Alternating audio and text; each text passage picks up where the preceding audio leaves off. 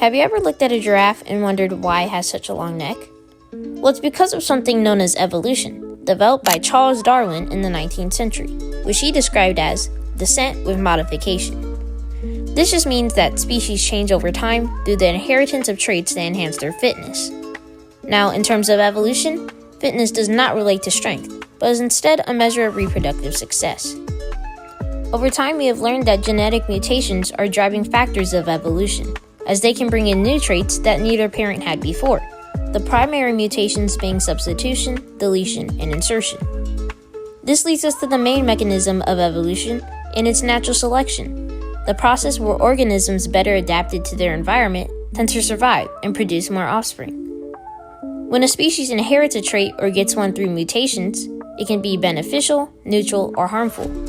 Most mutations tend to be neutral, like our eye color, which don't affect much. In the case that the mutation is bad for a species, it either dies off or stays as a trait for a very small portion of the species population.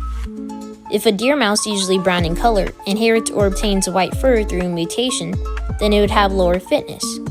A white deer mouse won't be able to blend into the dirt that they were born around, making them easier to be spotted by hawks, but you can actually see this effect if you squint your eyes.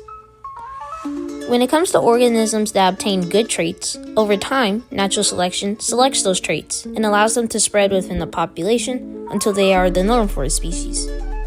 Arctic foxes are a species that have obtained a trait that allows them to respond to seasonal conditions in the Arctic and blend in with the white environment. They have a high fitness and can survive to have offspring, which are super adorable. So, throughout history, many different giraffes had mutations for a longer neck and passed the helpful trait to their offspring, and then to the next, and it kept going until they got to where they are today.